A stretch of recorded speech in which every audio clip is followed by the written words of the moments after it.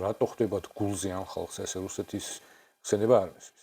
ფაქტობრივი აღიარება ვინ რა მდგომარეობაში არის ეს სხვა არის და თითი რამებს უყურებთ ეს სხვა არხებზე მოიკითხეთ თუ შეიძლება.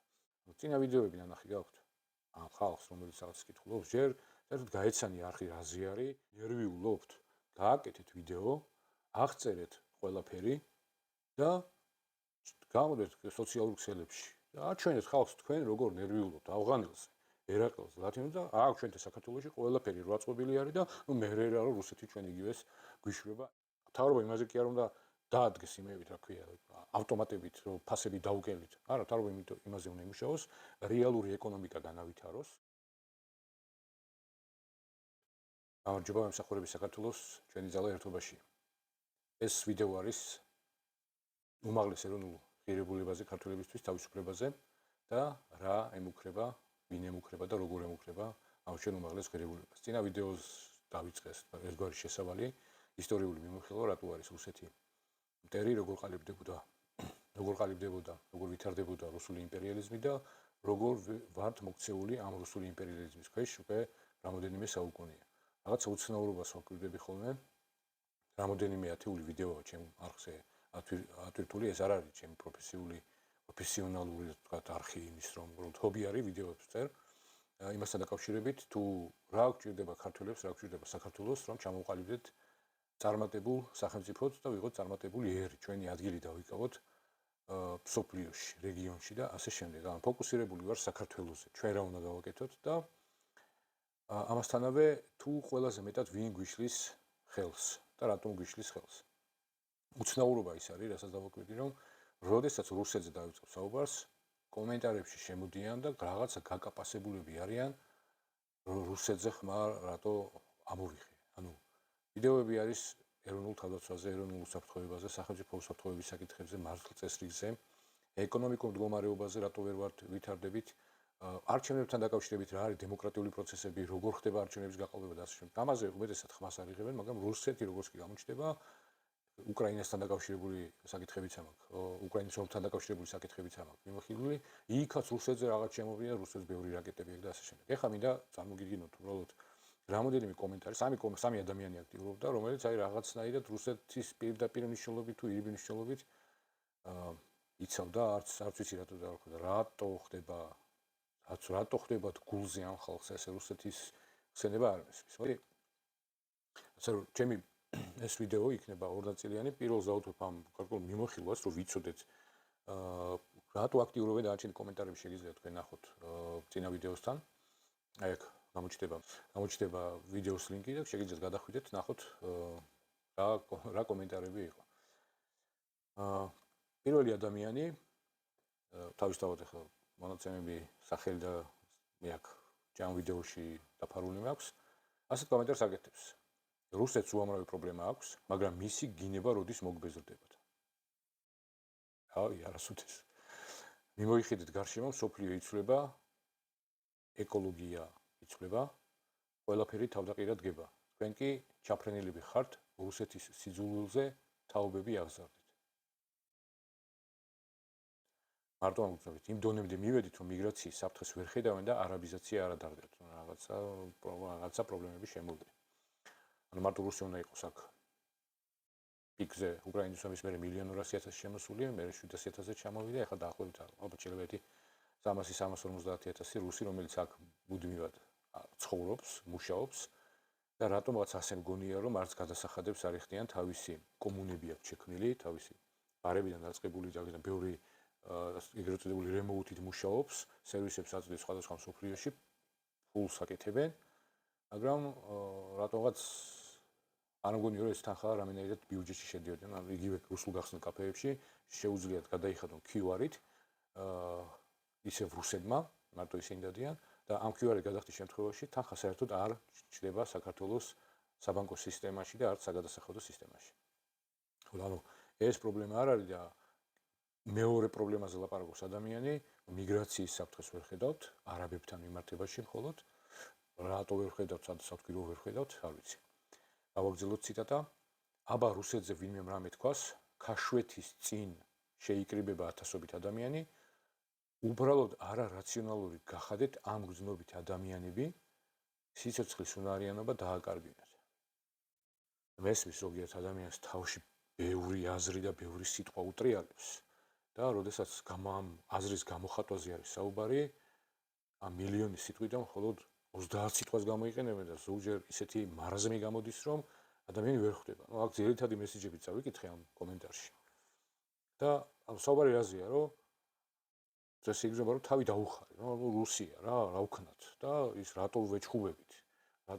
მარტო რუსი არ არის პრობლემა, სხვა არის. 8 პასუხი, კითხვა პასუხი იყო. როდესაც უსვამენ შეკითხვას რუსეთი მტერია თუ მოყარე, აქ უკვე კონკრეტიკაზე გადადის და პასუხს ემს, რომ მეზობელია და ამ ფაქტს ვერსად გაექცევით. გეოგრაფიას ვერ შეცვლით, სმაილები, რომელიც არის დამცინავი, ასე ვთქვათ, ამპარტავნული დაცინვები, რომ თქვენ არაფერი გეოგრაფია არ ისმის. მარტო გეოგრაფია კი არ უნდა გესმოდეს, ისტორიაც უნდა ესმოდეს, მოქმედი რუსული სტრატეგიებიც უნდა ქონდეს საკითხული, რომელიც ღია წყაროებით არის ასევე დახურული დოკუმენტები, რომლიდანაც რუსეთის უმაღლესი თანამდებობის პირები განცხადებებს აკეთებენ. რაზეც არის დაყარებული რუსული დოქტრინა, როგორ უნდა იმუშაოს მეზობლებთან მიმართებაში, რეგიონთან მიმართებაში, მსოფლიო სხვა ქვეყნებთან მიმართებაში. ანუ პირველი პასუხი აქ უნდა აუცილებლად გავცე ის, რომ რა არის რუსეთი? ეს არის ხელოვნურად შექმნილი სახელმწიფო, რომლებშიც შედიან რუსების მიერ დაპყრობილი ხალხები. რუსები, რომლებაც სახელი მიითვისეს პეტრე პირველის დროს, რასიისკა იმპერია პირველად მან გააჟღერა, რომელიც იყო რეალურად მოსკოვის სამეფო. და ამ ადამიანს მინდა კითხვა დაუსვა, სად მოსკოვის სამეფო გეოგრაფიულად, სად კავკასია და საქართველო, ან თბილისი. გეოგრაფიაზე თუ საუბრობ, როგორ მოხდა ის, რომ რაღაცა ჭაობებში ჩამოყალიბებული კიევის რუსეთიდან გამოქცეული ვიღაც ტიპებმა ჩამოაყალიბეს მოსკოვის სამეფო და როგორ მოვიდა ეს საქართველოს. ანუ არ კითხულობ, რომ ჩრდილოეთ კავკასიაში მთელი ეთნოსები გააქრეს, ჩერქეზები გააქრეს. მოაჯირობა, რომელიც ჩრდილოეთ კავკასიიდან ჯერ საქართველოში წამოვიდნენ, გამოიქცნენ და შემდეგ თურქეთში გაიქცნენ. ანუ ეს არაფერი და გეოგრაფია, ფაქტობრივი მოცემულობა ჩვენ გვაქვს ის, რომ რუსეთი არის მეზობელი. და კითხვა ბუნებრივია, ანუ ფაქტობრივი მოცემულობაში რო ჩაგაყენონ შენ, რომ ყოველდღიურად ვიღაცა შენზე ძალადობდეს, უნდა შეეგუო?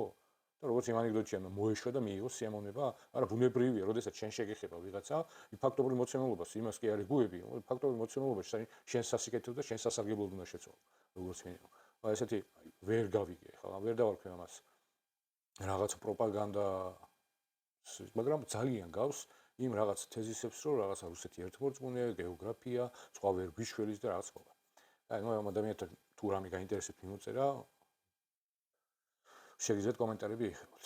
შემდეგი ადამიანი, რომელიც კითხვას ვავს, ვისი ბრალია, რომ რუსეთი მტერია?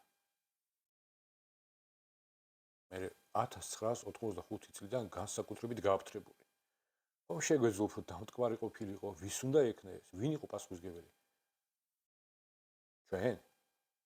და როდესაც ამ ადამიანს კითხვა დავუსვი, რატო 1985 წლიდან, რატო 1700 რავი, რომელ წელს იყო ვახტანგი მე-6 თეიმურას პირველი რომ რუსეთში თან ვიცინა ვიდეოში ამაზე არის საუბარი, ხო, რომ ამ დროიდან ვიცი და მე მოვყევი ის და ყველა ქართლ-კახეთის სამეფოს გაუქმება, იმერეთის სამეფოს გაუქმება, ანექსია, იქ პატრიარქების კვლელობა, ძალით გაწევა რუსეთში, ეგზარქოსების დანიშვნა, ეკლესიების დანგრევა 1919-21 წლის ომები, ილია ჭავჭავაძის კვლელობა 56 წელს საქართველოში ამ სტალინისტვის გამოვიდნენ ქართველების, მაგრამ აიღეს პირდაპირ ტანკებით გადაუარეს. 78 წელს ენას გვიუქმებდნენ იმის გულისთვის სტუდენტებს გადაუარეს დედაენის ბაღში 99 წლის 9 აპრილს მოვყევი 2008 წლამდე პლატონაშვილი და ეს დამცინავად მე გააგრძელეთ ეს უაზრო სმაილებს რო წერენ, ხო რაღაც ალბათ ფსიქოლოგიური გადახრა ამ სმაილებით უნდა რაღაცა დამცინავი ტონი შემოიტანონ, რომელიც თითქოს აჩვენებს, რომ მათ ვიღაცაზე მეტი იციან.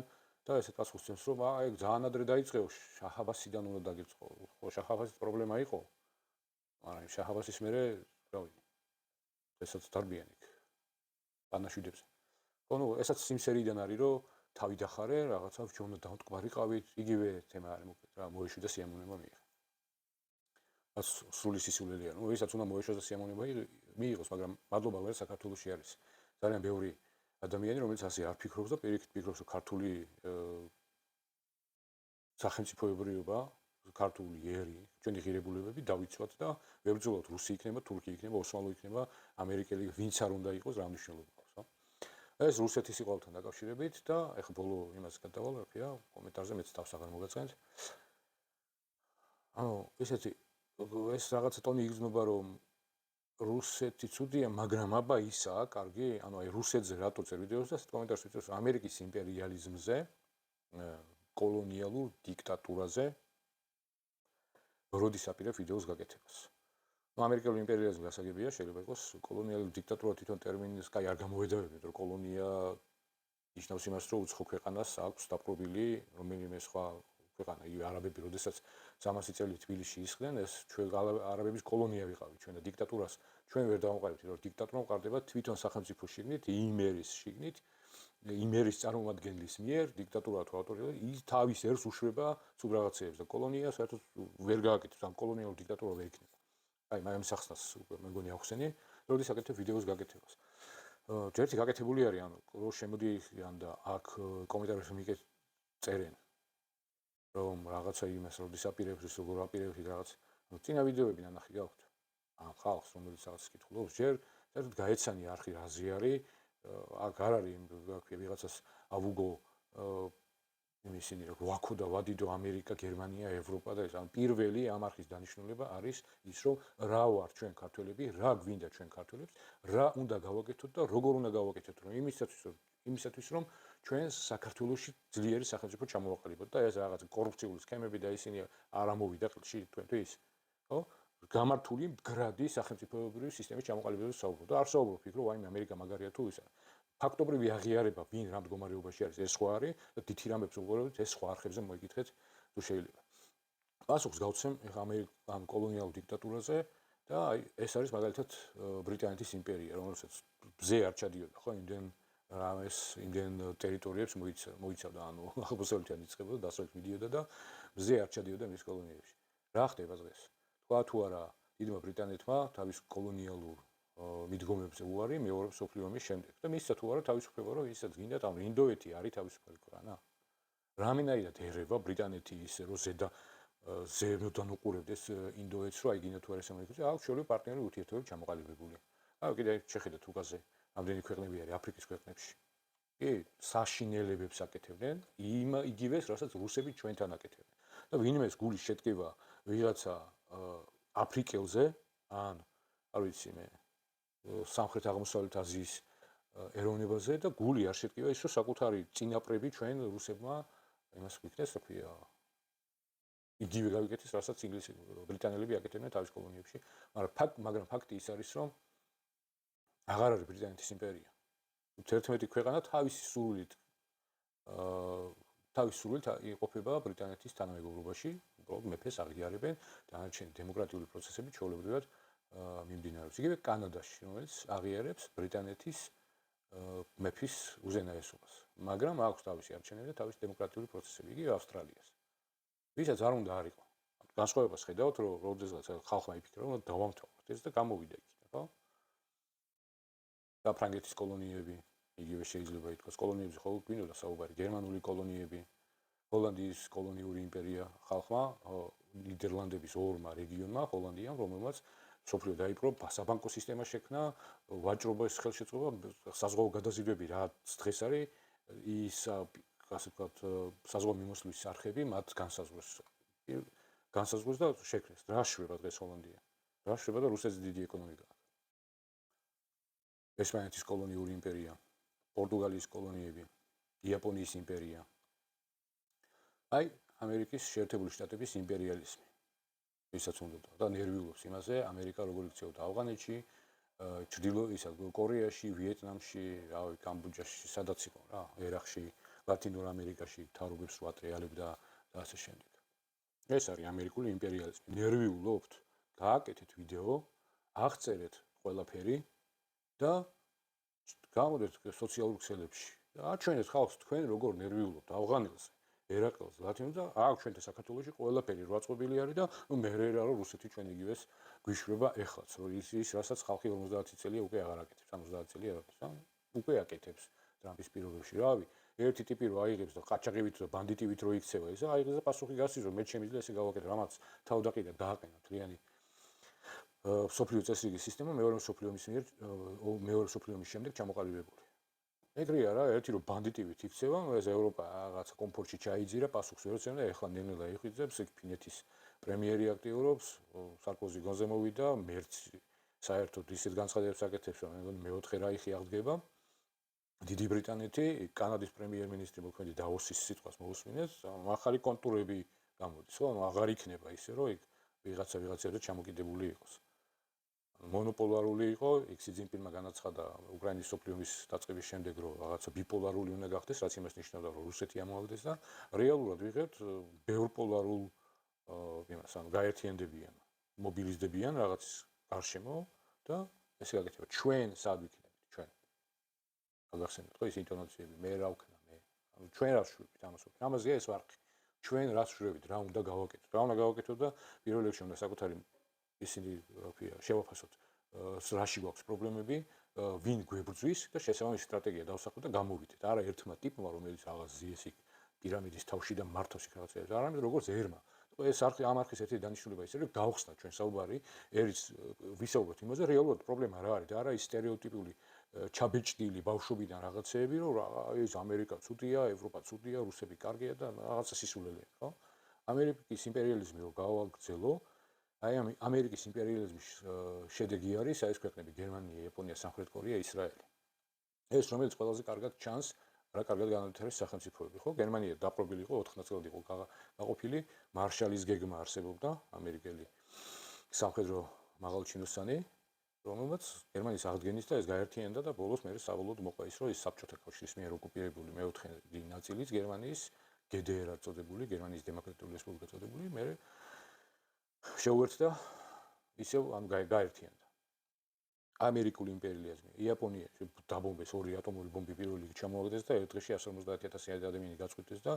მე ხო რა ურთიერთობებიც არის ჩამოყალიბებული გასაგებია რა რატო იმიტომ რომ ამერიკელებმა გაიაზრა რა გააკეთა იქ ცუდი და დღეს იაპონიის ეკონომიკაზე და რუსეთის ეკონომიკა შეადარეთ ვისაც გინდათ იქია სამხრეთ კორეა როდესაც კორეაში იბრძოდა კომუნისტების წინააღმდეგ ხმების ქვეყანა გაიყო ჩრდილოეთ კორეა კომუნისტური და სამხრეთ კორეა ამერიკის იმპერიალიზმი ისრაელზე არაფერს ვამბობ 10 მილიარდი აქვს ისრაელის სამხედრო ბიუჯეტი დამატებით 4 მილიარდ რაღაცა 5 მილიარდამდე აძლევს კიდე ამერიკა მაგრამ მარტო ესენი არის საქართველოში ამერიკამ რამდენი თანხა დახარჯა ევროკავშირმა როგორც ერთიანმა სტრუქტურამ და ცალკე ევროპის ქვეყნებმა რამდენი თანხა დახარჯა საქართველოში მილიარდებზე არის საუბარი ანუ თავისთავად ამერიკული კომპანიები ყველას თავისი ინტერესები მაგრამ ну შემიძლია თქვა რომ მიმუშავია ბევრ ასე ვთქვათ ორმხრივად ევროპის ქვეყნებთანაც ამერიკასთანაც კანადასთანაც ევროკავშირთანაც და სასაზღვრო უსაფრთხოების სფეროში რა მოიკითხეთ რა არის გაკეთებული და რამდენი თანხებია ჩადებული მოიკითხეთ რამდენი არის თავდაცვაში ჩადებული შენ როგორ პოზიციონირებს აი ეს ქვეყნები ვინც აქ არის წარმოდგენილი გერმანია იაპონია სამხრეთ კორეა ისრაელი მათ ძალიან კარგად იცოდნენ რა უნდათ მათ და ამერიკელების დახმარება გამოიყენეს და მინდა გითხრათ რომ ამერიკელების დახმარება დამთავრდა აი ხა ყველაფერი ჩვენი გადასახდელი ახლა 200 მილიონი დოლარი უნდა სასაზღვრო უსაფრთხოებას რომ მინიმალურ დონეზე აეწყოს 200 მილიონი დოლარი და 200 მილიონი დოლარი ფასების დაწევაზე ჩალიჩობენ კიდე ერთი მარაზმი რომელიც უნდა აუცილებლად იმას აქვს ჩავდო ფასების დაწევაზე კი არ უნდა იყოს მოსახლეობის მსყიდველობით უნარიანობაზე უნდა იმუშაოს თავრობა ფასი რაც გინდა იყოს ისრაელის ფასი გერმანიის ფასებს რო ადარებს ისრაელის ფასებში ადარე გაცილებით ძვირი არის მაგრამ ისრაელის მოსახლეობის მსყიდველობა უნარიანობა არის მაღალი პენსიონერი ისრაელის ნახეთ, ქართული პენსიონერი ნახეთ. თავრობა იმაზე კი არ უნდა დაადგეს იმებით, რა ქვია, ავტომატებით რომ ფასები დაუგელით. არა, თავრობა იმაზე უნდა იმუშაოს, რეალური ეკონომიკა განავითაროს, არა 9 მილიარდ დოლარიანი ნახატების შემოტანა საქართველოში გამბაჟების გარეშე ეს ეკონომიკურ ზრდაში შეტენდრო და თქვა რომ ეკონომიკა იზრდება. ვისაც ამის გჯერათ, ანუ არაფერი თქვენ არიცით პირდაპირ ვიტყვი.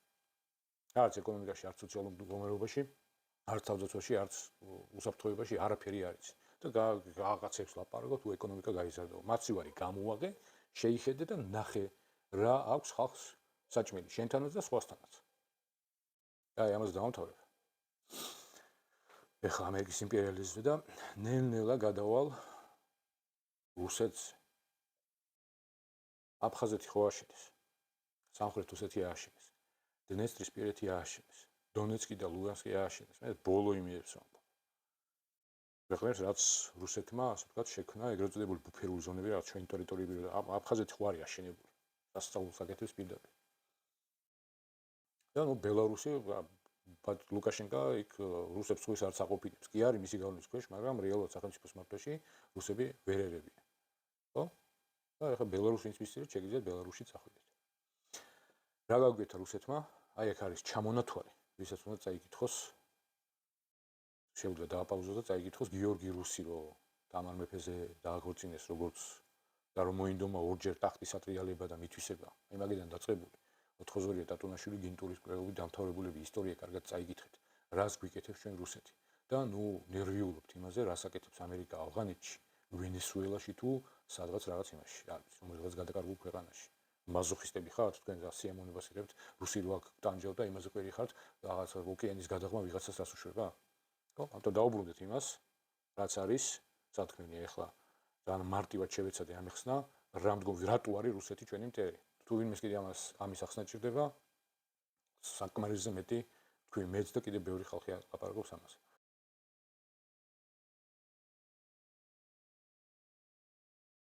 ეხლა გადავიდეთ მთავარ ნაწილზე. რისკის ანალიზი ეს არის აკადემიური ტერმინი, რომელიც გამოიყენება ეროვნულ უსაფრთხოებაში. პირდაპირ ვიტყვი, რომ საქართველოში ამას არსად არ ასწავლიან. იყო გარკვეული სწავლება ეროვნულ უსაფრთხოებასთან დაკავშირებით რისკის ანალიზის კუთხით უშიშროების აკადემიაში, რომელიც 94 წლიდან 2004 წლამდე ფუნქციონირებდა. რა არის ეს რისკის ანალიზი? რისკის ანალიზის გარეშე წარმოუდგენელია გავაცნობიეროთ რა გვჭირს ჩვენ და რა არის საჭირო იმისთვის, რომ იდენტიფიცირება რა მდგომარეობაში არის განსაზღვრა, ზუსტად ვიცოდეთ რა მდგომარეობაში ვარ ჩვენ. რატომ ეროვნული უსაფრთხოება? რისკის ანალიზი და რატო ეკონომიკური ანალიზი არ გავაკეთე. ერთი ეკონომიკური ანალიზის სპეციალისტი მე არ ვარ. რისკის ანალიზი ეროვნული უსაფრთხოებისთვის, იმიტომ რომ ჩვენერი ქვეყნისთვის ასეთი ტერიტორიით, ასეთი მოსახლეობით, ასეთი მდებარეობით ძალიან მნიშვნელოვანი არის გამართული ეროვნული უსაფრთხოების არქიტექტურის ქონა, რომელშიც შედის როგორც თავდაცვა, სახელმწიფო უსაფრთხოება, მართლწესრიგი, კანონმდებლობა და ასე შემდეგ. რადგან ამაზე არის დაშენებული როდესაც სტაბილური გარემო ქვეყანაში, ყველასთვის და არა ერთიანური ადამიანისთვის, არამედ ყველასთვის, ადვილად ვითარდება ეკონომიკაც, უკეთესი სოციალური მდგომარეობა არის და ასე შემდეგ. რისკის ანალიზი მას აქვს რამოდენიმე მიზანი. პირველი ეს არის გავიგოთ ვინ არის მტერი, მისი გეგმები და მისი მოქმედებები, როგორ მოქმედებს ჩვენს წინააღმდეგ. მეორე მიზანი რისკის ანალიზის ეს არის ჩვენ რა მდგომარეობაში ვართ, ანუ ჩვენი შესაძლებლობების, ჩვენი სიძლიერის და სისუსტეების შეფასება და პირველი მიზანი მტერი როგორ მოქმედებს და ჩვენ რა მდგომარეობაში ვართ, რამდენად წარმატებული იქნება მტერი იმაში, რომ რა ზიანი მოგვადგება ჩვენ. ანუ სამი კომპონენტისგან შედგება მტერი, რომელსაც აქვს თავისი განზრახვა და მოქმედებს კიდევაც, რაც ქმნის საფრთხეს და როდესაც ეს საფრთხე შეხებრულობაში მოდის ჩვენთან, უნდა შევაფასოთ, სად ვართ ჩვენ მოწყვლადები, რა არის ჩვენი ნაკლოვნება, რა არის ჩვენი სისუსტე და ამის შესაბამისად, როგორი იქნება ზიანი, ძლიერი, საშუალო თუ სუსტი. როდესაც ჩვენ გვაქვს ეს რისკის სცენარები სხვადასხვა, ერთი სცენარი არ არსებობს, ეს წინა ვიდეოში ვთქვი, ერთი სცენარი არსებობს, როდესაც ჩვენ გვაქვს სხვადასხვა სცენარები და ვხედავთ, რომ აქ შეიძლება ჩვენ ყველაზე მეტად დავზიანდეთ, სახელმწიფომ თავისი ძალისხმევა, სტრატეგია, პოლიტიკა და მოქმედებები უნდა მიმართოს, რომ მოხდეს შეკავება მაღალი რისკის შემცველი სცენარების. რა არის თავისუფლება? ეს ყველაზე მეტი მიზანი ჩვენი, რაც უნდა იქნას დაცული, რადგან თუ არ გვექნება ჩვენ თავისუფლება, ეროვნული თავისუფლება, სახელმწიფოებრივი თავისუფლება, ვერ შევძლებთ ვიარსებოთ როგორც ერი. ერმა უნდა განსაზღვროს სახელმწიფო სტრუქტურები, სახელმწიფო ვართ ჩვენ ყველა, სახელმწიფოში შედის სახელმწიფო სტრუქტურებიც, რომლებიც უნდა იმოქმედონ იმისთვის, რომ ჩვენ თვითონ გადავწყვიტოთ, რა გვინდა და როგორ უნდა ვიცხოვროთ. კითხვა: ვინ გვიშლის ბოლო 3 საუკუნეა ხელს იმისთვის, რომ ჩვენ ჩვენი ნებით ვიცხოვროთ? პასუხი არის რუსეთი, რაზეც ჩავწერეთ წინა ვიდეო და ეს არის გაგრძელება. ეს იყო ის წინა ვიდეო იყო რუსეთის ისტორიული მიმოხილვა, როგორ ვითარდებოდა რუსული იმპერიალიზმი და ახლა ჩვენ ვცემთ პასუხს, როგორ მოქმედებს დღეს რუსეთის იმპერია ჩვენზე. მიზანი იგივეა, დაიმორჩილოს ეს ტერიტორია, რაღაცისთვის ჭირდება, ეს ჩვენ გვაქვს ფუნქცია დაკარგული და ვერ ხვდებით რა ფუნქცია გვაქვს. ფუნქცია ზოგს მიაჩნიებს, რომ მაყუთები იშოვოს და მაგარი რაღაცა იქ კურშაველები და დუბაები და ისინი, რავი, მოსკოვებში ადრე დადიოდნენ, ახლა იქ შეცვალეს. ეს გონიათ თავის ფუნქცია და ამ დროს ერს და სახელმწიფოს უნდა გონდეს თავის ფუნქცია. რა არის ფუნქცია? შეგიძლიათ დაწეროთ კომენტარებში, საქართველოს ფუნქცია რა არის? ჩემი მხრიდან მე ვიტყვი იმას, რომ საქართველოს ფუნქცია არის გასაღები, ევროპის გასაღები აზიასთან ურთიერთობაში და აზიის გასაღები ევროპასთან ურთიერთობაში. მოგვიანებით გადავალ ამ აღწერაზე რა მდგომარეობა არის ჩვენ გარშემო, ეს ალბათ ჩემი მდგომ ვიდეოში იქნება. ეხლა ფოკუსირდებით რუსეთზე, და როდესაც არის გასაღები, რუსეთს უნდა რომ ეს გასაღები კონდეს თავის ხელში. გასაღები არის შავი ზღვა, წვდომა საქართველოს, წვდომა შავ ზღვაზე.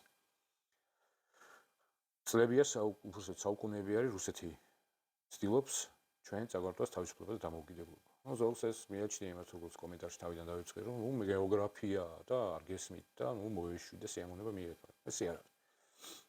დღეს 21 საუკუნეში რუსული ჰიბრიდული ომი ბევრს გაუგია და ტერმინი თვითონ, მაგრამ შინაარსზე ბევრი ალაპარაკობს. რა არის რუსული ჰიბრიდული ომი? ეს არის უკანასკნელი სტრატეგია რუსეთის მიერ განვითარებული, რომელიც მათ წინა ყველა გამოცდილებაზე ეყრდნობა. და ამ დღევანდელი რუსული ჰიბრიდული ომის სტრატეგიის გამოიკვეთა ჯერ კიდევ მე-20 საუკუნის 70-იან წლებში, როდესაც კგბ სუკი ავითარებდა ამ სტრატეგიას. არა საქართველოს წინააღმდეგ, იმიტომ რომ ჩვენ მაშინ ვიმყოფებოდით საბჭოთა კავშირის შემადგენლობაში, არამედ კაპიტალისტური ქვეყნების წინააღმდეგ, როგორც იდეოლოგიური მოწინააღმდეგეები კომუნიზმის. ჩვენთვის საქართველოზე კგბ ასევე მუშაობდა, კარგად ვყავდით შესწავლილი და მთელი მიზანი იყო, რომ საქართველო არ გასულიყო საბჭოთა კავშირში. მათ საქართველო არც ერთი არ დაშლილიყო საბჭოთა კავშირი და საქართველოს შესწავლილი იყო იმ სცენარებში, თუ მოხდებოდა ეროვნულ განმათავისუფლებელ მოძრაობა, სად უნდა დაერტყათ რუსებს, რომ იმისათვის, რომ საქართველოში დაწყებულიყო სამოქალაქო ომი, ქართველების დაპირისპირება, ტერიტორიების დაკარგვა და ასე შემდეგ. რაც შესრულდა. ყველაფერი წარმატებით არ შესრულდა, იმიტომ რომ არ არსებობს ესეთი 100% დაგეგმილი ყველაფერი შესრულდეს და აი დღევანდელი რუსული ჰიბრიდული ომიც იმის გამოძახილი არის და ვითარდება. სად ურტყავენ რუსები რა უნდათ? ეს არ არის მარტო საქართველოს საუბარი, ეს არის ყველა ქვეყანაზე, სადაც რუსეთი აწარმოებს თავის ჰიბრიდულ ომს. მოიპოვოს კონტროლი სახელმწიფო მართვაზე, რომელშიც შედის დემოკრატიული პროცესები, თავისი არჩევნებით, პოლიტიკური აქტორები, სასამართლო დაითქვემდებაროს კონტროლის ქვეშ მოაქციოს. მეორე ბიუროკრატია, ანუ საჯარო სამსახური, თავისი სამართლებრივი ბაზით და ის რესურსები, რაც სახელმწიფო უწყებებს გააჩნიათ, გამოყენებული იქნას რუსული მიზნებისთვის. უსაფრთხოების, ეროვნული უსაფრთხოების სფერო შედის პოლიცია, საზღვრის დაცვა, დაზვერვა, სახელმწიფო უსაფრთხოება, შეიარაღებული ძალები, ძალოვნების ბლოკი. ამას უმიზნებს რუსეთი, ეს არის ყველა ნომერი პირველი პრიორიტეტი, მოიპოვოს კონტროლი ამ სფეროებში. თუმცა ასევე რუსეთი აქტიურად იყენებს ყველანაირ შესაძლებლობას, რომ მოიპოვოს მედიაზე კონტროლი, იმისათვის რომ თავისი პროპაგანდა გაავრცელოს, საზოგადოებრივ აქტივობაში ჩაერიოს, განათლება, ჯანდაცვა, კულტურა, არასამთავრობო ორგანიზაციები, მარტო დასავლეთის არასამთავრობო ორგანიზაციებს რო აყვედათ ეს დღევანდელი უმაღლესი თანამდებობის პირები, რომლებიც თვითონ მუშაობდნენ UNDP-ში თუ გერმანიის ტექნიკური თანამშრომლობის იმასთან, GTZ-ში, დღეს რატომაც დასავლეთში ყირენ და რუსულ არასამთავრობო ორგანიზაციებზე არაფერს ამბობენ, რომლებიც საქართველოში საკმაოდ აქტიურად მუშაობენ ბოლო 10 წელიწადია დაახლოებით. და ბოლო სფერო ეს არის რუსეთისთვის საინტერესო ეკონომიკა, მოიპოვონ კონტროლი ყველაფერზე, წარმოებიდან, ანუ ნედლეულის მოპოვებიდან დაწყებული, წარმოების გადამუშავებით, ფინანსები, ბიზნესები, ინფრასტრუქტურა. წარმოებაში, შეათურვაში რაც ხდება, რაღაცა რუსი ტიპი რო ზის და რა კარგად მოიძიეთ ის ხალხი, რატომ გამოხატოს პროტესტის ვიღაცა სლუცკი არის თუ არ არის რაღაც გვარი არის, ხო? ფინანსებში, ჯერჯერობით ბანკს აფთელიზნიანი საბანკო სისტემა რუსებს ოკუპირებული არ აქვს, მაგრამ არიან აქტორები ბანკების, რომლებიც მათ ასე ვთქვათ ეხმარებიან იგივე სანქციების არიდებაში. ეს არის რუსული სამიზნე. გასაგებია რომ განზრახვა აქვს, რომ ამ სამიზნეებზე 6-ივე სამიზნეს შეუტიოს და მოიპოვოს კონტროლი მათზე და რა ხდება, როდესაც გარკვეულწილად მიაღწევენ წარმატებას თავის ანუ ჩვენთვის მნიშვნელოვანი მიზნების დაქვემდებარებაში. შემდეგი პროცესი ეს იწყება ჭრილოვანი მმართველობის ჩამოყალიბება, ინსტიტუციური საჯარო სამსახურებში არსებული ინსტიტუციური მეხსიერების მოშლა, თუ ვინმეს აინტერესებს ასეთის ინსტიტუციური მეხსიერება, ეს არის წლების განმავლობაში საჯარო სამსახურში მომუშავე ადამიანების გამოცდილება, რომელიც უმჯობესდება და უმჯობესდება. თუ ეს მოიშალა, თავისთავად უწყება სუსტება და საჯარო სამსახურის დემორალიზება. აი ეს სამი კამპანიით მოქმედებენ ჭრილოვანი მმართველობა, ანუ და ორი კატეგორიის ხალხი უნდა გამოვყოთ, როგორ ხდება ამ საჯარო სამსახურის ოკუპირება და კონტროლის ქვეშ აყვანა რუსების მიერ. ეს არის გავლენის აგენტურა და მეორე არის სასარგებლო იდიოტები. ამ ორი საშუალებით ხორციელდება, ახლა გაჩვენებთ სლაიდს, ამ ორი კატეგორიის ხალხით, გავლენის აგენტურით და სასარგებლო იდიოტებით ხდება მარიონეტული მმართველობის ჩამოყალიბება ნებისმიერ ქვეყანაში, მათ შორის საქართველოში, ვისაც გინდათ პარალელები გავავლეთ, როგორც გინდათ ისე შეაფასეთ. მე ვსაუბრობ იმაზე, როგორ მუშაობს რუსული ჰიბრიდული ომის მეთოდოლოგია და საქმიანობა. გავლენის აგენტურა, რომელიც ჩუმი ხალხი არის, არ ჩანს საკმაოდ წარმომადგენლობითი და რო შეხედავს ადამიანი ხშირად ეს არის ნომერ პირველი პატრიოტი, ნომერ პირველი პროფესიონალი და ხელი შეწყობამით თვითონ არ ლაპარაკობს რაღაცა სისულელებს, რასაც სასარგებლო იდიოტები ლაპარაკობენ. ასეთი გავლენის აგენტურა აყალიბებს არაფორმალურ გავლენებს, ანუ არსებობს დაწერილი სამართლებრივი დოკუმენტი, რომელიც ნებისმიერ უწყებაში არეგულირებს ურთიერთობებს, კორპორატიული ურთიერთობა ბანკში, როგორც არის მაგალითად განსაზღვრული ყველაფერი, მაგრამ ამის პარალელურად არსებობს თვალის ჭაყვის თემები, გაგახსენებთ, ხო? თვალის ჭაყვის თემები, რაღაც ქართულ ჯგუფ პონტებში და ასე შემდეგ, ის კი არის დაწერილი, მაგრამ მოდი შენ ესე გააკეთე. ეს არაფორმალური გავლენები გადადის შემდეგ იმაში, რომ აუცილებლად უნდა მოხდეს ინსტიტუციური მეხსიერების მოშლა, როგორ ხშირი რეორგანიზაციები, რეფორმები, საკადრო ცვლილებები, რაც ის პროგრესი, რაც მიღწეული ქონდა ადამიანებს, ყველა 90% არ არის არა ვიღაცების მიერ დანიშნული რაღაც რო იცვლებიან, იცვლება გარკვეული მცირე ნაწილი რეორგანიზაციის დროს, მაგრამ ქონდა შემთხვევები, როდესაც ახლა უკვე საკმაოდ ესე სიღრმისეულად ჩავიდნენ და შეცვალეს საკითხი, დაიკარგა ინსტიტუციური მახსოვრობა და დემორალიზება პირად შემადგენლობას ადამიანი, რომელიც თავისი უნარები, თავისი სურვილით რომ უკეთესი გახადოს საჯარო სამსახური და ქვეყანას რეალური შედეგი მოუტანონ, ასეთი პროფესიონალების დისკრედიტაცია და წამოწევა წინ სასარგებლო იდიოტების ადიდკაცება. რატო გამომახვილი ყურადღება საჯარო სამსახურზე, იმიტომ რომ საჯარო სამსახურის მუშაობა განსაზღვრავს ქვეყნის პოლიტიკას და რეალურ გავლენას ახდენს საზოგადოებაზე და მოსახლეობაზე. ის რაც საქართველოში მიდის 2017 წლიდან და განსაკუთრებით 2020 წლიდან ის რთული მდგომარეობა, რაც ჩვენ მივიღეთ ეკონომიკაში, მარტ-წესრიგში, იმის თუ დაკონკრეტება უნდა, რატო რთული კრიმინალური მდგომარეობა, რატო დააყენეს ყველა სადარბაზოში მოსახლეობამ ფული, რატო აგროვებდა კარებები, რატო დააყენა, რომ ვიღაც არ შედიოდეს, ეს ამის გამოძახილი არის, ხო? ასეთ რთულ მდგომარეობამდე მიიყვანა გადაწყვეტილების მიღება პირებმა. და ჯერ კიდევ წინ არის. კიდევ უფრო რთული ეკონომიკური მდგომარეობა გვეუბნები ჩვენ, იმიტომ რომ მიზანი მართულად ხდებოდა ყველანაირი ინსტიტუციის მოშლა საქართველოში. შედეგებს კიდე მივიღებთ. ანუ არავინ არ იფიქროს, რომ რაღაცა იმედი ქონდათ, რომ ეხლა ეს წელი შარშანდელ წელს კარგად დაასრულებენ და 2026-დან ეხლა შემოსავლები შემოვიდოდა საქართველოში, რომ რა ვიცი, დაურეკავდნენ, რომ ბრატ, შენი პირადი ნომერი გამომიგზავნე, რომ 6 მილიარდ ნახევარი დოლარი უნდა ჩაგირიცხო და დაიწყებოდა აღშენებლობა. ანუ არავინ არ არის, ის არაბიც არ არის იდიოტი, რომ აქ რისკები ვერ გათვალოს, რაზეც მე ვსაუბრობ, აქ რისკები გათვალოთ, ის თulis რისკებს, ხვალე რომ ესენი შეიცვალონ, მე რა შეიძლება მოვიდეს, რომ პასუხისგებლობა ვერ შეასრულოს საქართველოს. ასე რომ არ არის ისე, რომ ვიღაცა რომ ელოდებოდა, რომ იანვარში 6 მილიარდ ნახევარს ჩაურიცხავდნენ პირადან გარისემს, გავსი არ არის. მოდი ვისაუბროთ ახლა ორი კატეგორიის ადამიანებზე, გავლენის აგენტურაზე და სასარგებლო იდიოტებზე. იმისათვის, რომ დას მოიყვანო ადამიანი გავლენის აგენტად და დასვა ხელისუფლებაში, ის უნდა გამოზარდოს. ნებისმიერ, გინე ამერიკის სპეცსამსახურებმა, გინე ბრიტანეთის, გინე რუსეთის, განსხვავება ამ შემთხვევაში მართლა არავის არ აქვს, ხო? ხდება დაკვირვება ცევაზე, მის მიდრეკილებებზე და არაჯანსაღ ამბიციებზე. შესწავლა ხდება ამ ადამიანის და როდესაც კარგად შეისწავლიან ადამიანს, ხდება მისი იდეოლოგიური, ფინანსური ან კომპრომატით გადაბირება. Რაღაცით უნდა გადაიბირონ ეს, რომ აიძულონ ეს ადამიანი იმუშაონ საკუთარი ქვეყნის წინააღმდეგ.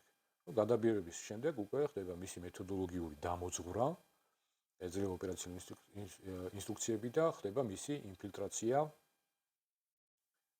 შეგზავნა იმ სფეროში, რაც აწყობს ჩვენს მოწინააღმდეგე ხარისხს. პირველი წება შესწავლით, რასაც დაგვირება დიდი ხანი ჭირდება, ეს უცებ გადაბირება ადამიანის არ ხდება, უცებ მომზადება არ ხდება, ამას გარკვეული დრო ჭირდება. ერთ კვირაში, ორ კვირაში ამას ვერ გააკეთებ, 3 თვეში, 4 თვეში ამას ვერ გააკეთებ. მუდმივი დაკვირვების ქვეშ უნდა იყოს. და ეს არის ჩვენი მოწინააღმდეგის ყველაზე ძვირფასი რესურსი, მისი გაყვანა ისეთ თანამდებობაზე, საიდანაც ის გავლენას მოახდენს. სხვადასხვა მთავრობების პირობებში, შევარდნაძის პირობებში, მიშას პირობებში და აქაც, ეხლაც რუსებს სხვადასხვა დონეზე ყავდათ თავისი გავლენის აგენტურა.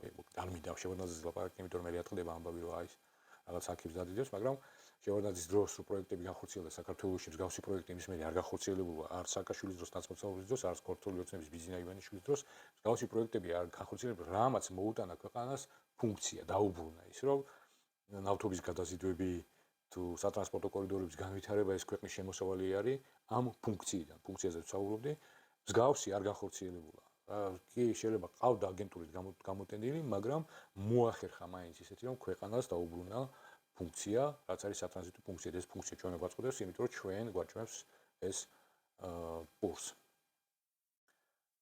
მიშას დროს ნაკლებად იყო მაღალ თანამდებობებზე, თუ ვარჩორთ გარკვეულ მის ნათესავს, რომელიც პირდაპირ FSB-ის გენერალი იყო. და დღესაც ხდება, თქვენზე მომიდია, როგორც გინდათ შეაფასეთ. ვისაუბრეთ იმას, რომ გარკვეული დრო ჭირდება იმისათვის, რომ ჩვენი მოწინააღმდეგეს, ჩვენი სახელმწიფოს მოწინააღმდეგე სპეცსამსახურები დააკვირდნენ ადამიანს იმისათვის, რომ გავლენის აგენტურად გადაიბირონ და ახლა დააკვირდეთ ესეთ რაღაცას. ან უნდა ცხოვრობდეს რუსეთში, ან განათლება უნდა ქონდეს მიღებული რუსეთში, ან წარმატებული ბიზნესი უნდა ქონდეს რუსეთში, ან რაღაცა ბიუროკრატიული კარიერა უნდა ქონდეს რუსეთში. შეიძლება მუშაობდეს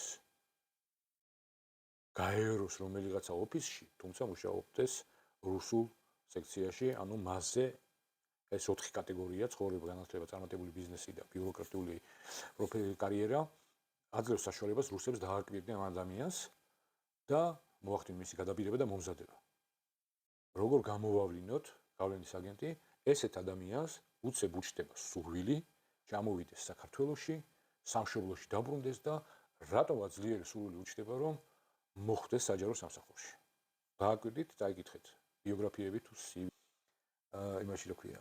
ნებისმიერ ადამიანის თუ შეამჩნევთ იქ, რომ რუსეთთან ცხოვრებით, განათლებით, ბიზნესით ან საჯარო სამსახურში ამენად მუშაობდა, დიდი ალბათობით გავლენის აგენტთან გვაქვს აქ.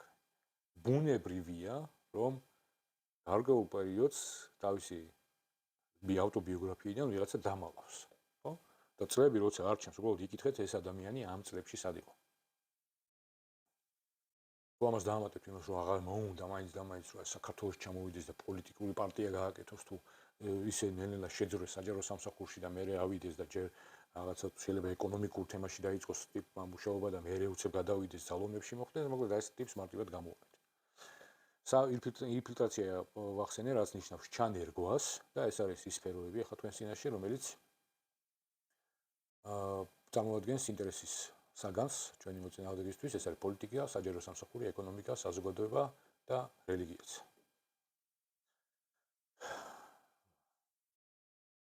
მოკლედ, მეორე მეთოდი, როგორ გამოავლინოთ გავლენის აგენტი, თანამდებობაზე მყოფ პირები.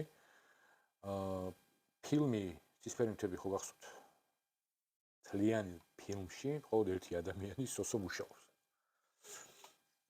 შედექსტებს სოსო რომელსაც რაღაცა დაწერა და ყველა იმის განხილვაზე არის. ზოგი კითხულობს, ზოგი არ კითხულობს, კომისია, რავი, 3 წელი გავიდა თუ 1 წელი გავიდა, ვიდრე კომისია შეიკრიბა და სოსოს დასკვნა დაუდეს და სადაც გამოაქვეყნეს, რაზეც მამან მიიღო წერილის პრემია თუ რაღაც და რითაც ახალი ქურთუკი იყიდა. ეს არის ჩარჩოამის და წარმოიდგინეთ ამ ხელო უწყება მუშაობს და სრული მარაზმი არის, ხო? ანუ შედეგს არავინ არ დააკვირდით, რომელი უწყება რა შედეგს დებს. კონკრეტულ შედეგს. ის კი არა, რომ ვიღაცა ტელევიზორში გამოდის და შავი ჯიპით რომ მოვა არჩევნების წინ და რაღაცებს რო გაბოლევთ და ტელევიზიიდან რომ ეკონომიკა გაიზარდა და დუღს და გადადუღდა და ცოტა დაუციეთ და ჩამოუციეთ. არა, შეხედეთ რეალურ შედეგს. შინაგან საქმეთა სამინისტრო ნახეთ რა არის მისი ფუნქციები და როდესაც შინაგან საქმეთა სამინისტროს ფუნქცია არის ნომერი ერთ-ერთი ყველაზე მსხვილი სასაზღვრო უსაფრთხოება, რაც არის ის პასუხისმგებელი. და არც ფულს დებენ და არც არაფერს არ აკეთებენ იმისთვის, სამთვეში ერთხელ პოლიციის აკადემიის გამოშვებაზე სერტიფიკატების გადაცემა საქმის კეთება არ არის. სასაზღვრო უსაფრთხოებაში და კითხულობ რომელი უფრო მნიშვნელოვანი არის სასაზღვრო უსაფრთხოება და ნარკოტიკების შეჩერება საზღვარზე რომ არ შემოვიდეს და ფონიჭალაში არ გაყიდონ თუ CKPD-ს სირბილი ყოველ იმაზე რა აუ ნარკომანები დავიჭირე და რაღაცეები საზღვარი ჩაკეტე ანუ პრიორიტეტი უნდა იყოს საზღვარი ფული მისცეს ბიუჯეტი მისცეს სასაზღვრო პოლიციას იმისთვის რომ ეს გააკეთოს მოიკითხეთ ბიუჯეტი აქვს თუ არა იმისთვის რომ 200 მილიონი დოლარი ჭირდება მთლიანად მარტო ელექტრონული დაკვირვების სისტემები რომ მოეწყოს საზღვარზე მისცეს ეს ფული არ მისცეს და აქ შკოდები და იმები დაბურული შუშები თუ დარბიან ეგ არ არის შედეგი ეგ არ არის პრიორიტეტი ამიტომ ის იყოს რა ცისფერი მთები მაგი თუ არის ლაპარაკობენ იქ რაღაცა სტრატეგიები და რეალურად არ კეთდება არაფერი თუ რამე კეთდებოდა კეთდებოდა უბრალოდ ამერიკელების და ევროპელების დახმარებით ქვეყნის პრობლემა ის არის რომ რა ხდება ახლა რამე გააკეთეს კაი ძალიან ბევრი ინფორმაცია უნდა გქონდეს რომ მიხვდე რომ ვისთანა გაქვს საქმე როდესაც რამე შეხვედრა არის წინასაარჩევნო კონკრეტული კითხვებით დასვით ერთი გახდება თქვენი ცხოვრება უკეთესი აი ეხლებით ბლოკოს რომ დაიწყებს სასარგებლო იდიოტი დგას ქვეყანაში თუ გამართულად და მკაფიოდ ლაპარაკობს და ესე და ესე მაგრამ რეალურად იმ ადამიანს ამდენი ხანია თანამდებობაზე და არაფერი არ აქვს გაკეთებული მაშინ თქვენ წინაშე გავლენის აგენტი არის სასარგებლო იდიოტი ყველაზე მასობრივი რაც ხდება და რაც ქმნის ამ ცისფერი მთების კინოს ეფექტს ყველა საჯარო უწყებაში ტიპებს აქვს როგორ გამოიცნოთ ესეთი სასარგებლო იდიოტი პატრონის გაფეთიშება ანუ ვიღაცა მოიყვანა რა თანამდებობაზე დასვლა და всё გაფეთიშებული აქვს ამას რომ აი მონა რა ჩეულებრივი ამასთანავე საკუთარ თავს დიდი წარმოდგენა აქვს რადგან თანამდებობაზე დანიშნეს ეს იცის ყველაფერი რა რაღაცა სული იდიოტი დილეტანტი და ეს არის მისი ზედაპირული ცოდნა რაღაცას იქ ყურს მოკრავს ეს რამას ჩიკოძის ვიდეოდან მაქვს ეს კარგად დამახსოვრებული იქ რაღაცას მოკრავს ყურს იმისგან რაღაცას გაიგებს ცოტას კიდე პატრას რაღაცას წაიკითხავს ზოგად მონახავს ჩამოიყალიბებს და ამაზე ისე ლაპარაკობს თითქოს ამ დარგის სპეციალისტი არის და ეს დარგის სპეციალისტი სასაზღვროდან გადაყავთ სახელმწიფო უსაფრთხოებაში მერე კულტურის სამინისტროში მერე ენერგეტიკის სამინისტროში იმის მიხედვით მისი პატრონის სად და როგორ დადის ვისაუბრე ინსტიტუციური მეხსიერების მოშლაზე და ხშირ რეორგანიზაციებზე.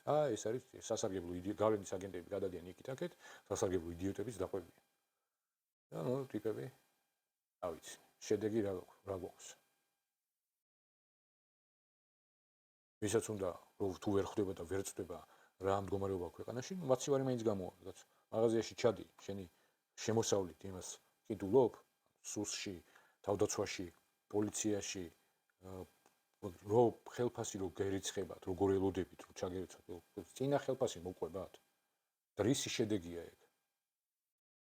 ყველაზე კარგი ვიზუალური გამოხატულება სასარგებლო იდიოტის ისე უნდა მოიყვანო ფილმიდან ცისფერი მთები. აი ეს ოთარი ხო გახსოვთ? შაბიამის პარტია მოგვიტანეს. და მეორე ის რო არის რეზოლუცია მულვაინძის რეზოლუცია არ დაუდიოდა ეს სურათზე სყვითელი მებით არის შემოხაზული. აი ტიპიური გამოვლინება სასარგებლო იდიოტების ნებისმიერ სამსახურში. ერთი ქნის იმას რაღაცა ვაჟნი დიჟინიები თითქოს მოქმედებაში, მაგრამ მის აი არაფერი შედეგი არ მოაქვს ამას და მეორე რომელიც უთა ბიუროკრატიული მასალა ხდება, ეს ესე უნდა გაკეთდეს, იქ ის ვიზიერება არ არის რაღაც. სასარგებლო ის რომელიც რატომაც გაჯერებული არის ხელმძღვანელ თანამდებობებზე. ძალიან ბევრს ვიცნობ, მაქვს ურთიერთობა, ძალიან ბევრი პროფესიონალი მუშაობს, ძალიან ბევრი. რა ეს სასარგებლო იდიოტები ვიღაცის დაკვეთით. ნუ ძირავთ ამ ხალხს, მიეცით ხალხს საშუალება იმუშაოს. და არ გეკეთებათ საჭიროება იმის, რომ ეგარია. საჭიროებდნენ აგროჰაბში შევარდეს ვიღაცა სუსი და შემოსავლების სამსახური ექიმებში, რომ რამენერად ფასები აწიო. იმაზე იფიქრეთ ხალხის ეკონომიკა როგორ გაზარდო და შემოსავალი. ფასების დაწევაზე კი არ იფიქრეთ. შემოსავალი როგორ გაზარდოთ. ამით დავამთავრებ ეხლა ამ ვიდეოს და ეხლა ცოტა სერიოზულად ვიტყვი იმას, რომ რუსეთი მოქმედებს კონკრეტულად მეთოდოლოგიურად ჩვენს წინააღმდეგ ჩამოთვლილი იყო ამ ვიდეოში ყველა ის სფერო, რასაც უმიზნებს რუსეთი და როგორ მუშაობს.